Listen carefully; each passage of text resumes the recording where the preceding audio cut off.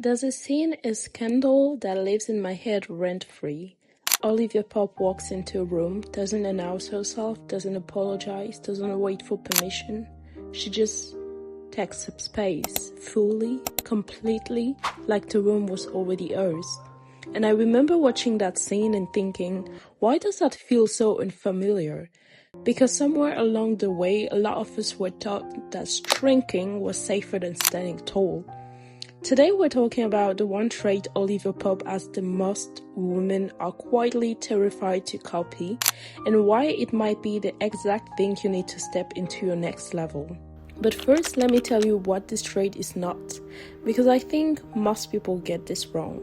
A lot of people watch Olivia and see aggression. They see a woman who's too much, too driven, too sharp, too unbothered, and they write it off as a character flaw, a TV trope.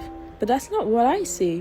What I see is a woman who has mastered the art of unshakable self-authority.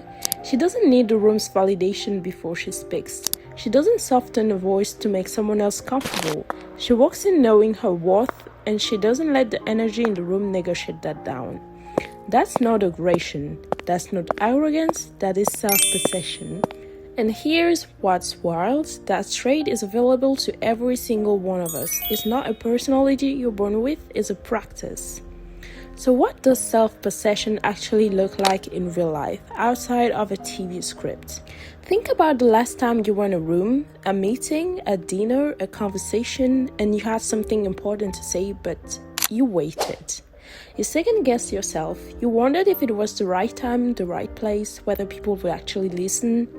That hesitation, that's not humility.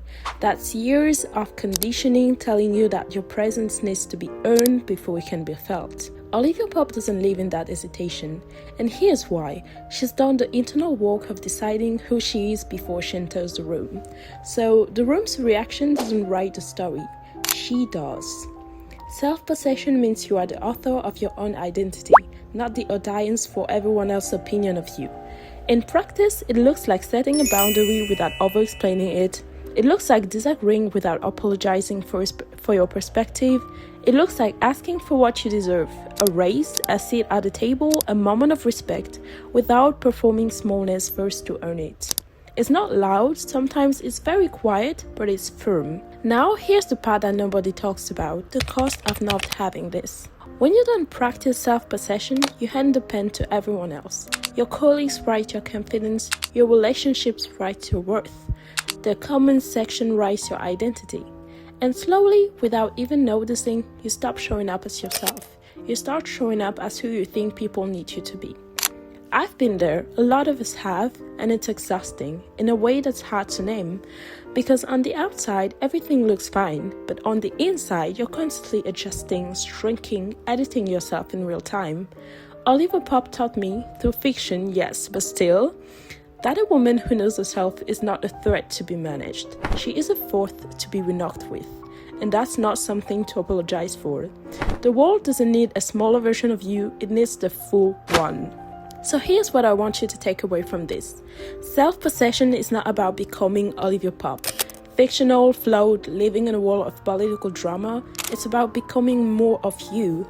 It's deciding today that you don't need to earn the right to take up space. You were born with it. Start small. The next time you're about to over-explain yourself, don't. The next time you shrink your voice to make someone comfortable, pause. The next time you're about to apologize for having a need, hold it.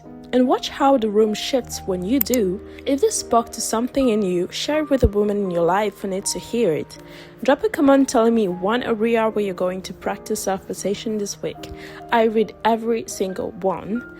It was Yelena. I was so happy to share this with you, and have a nice day and see you in the next video. Kisses!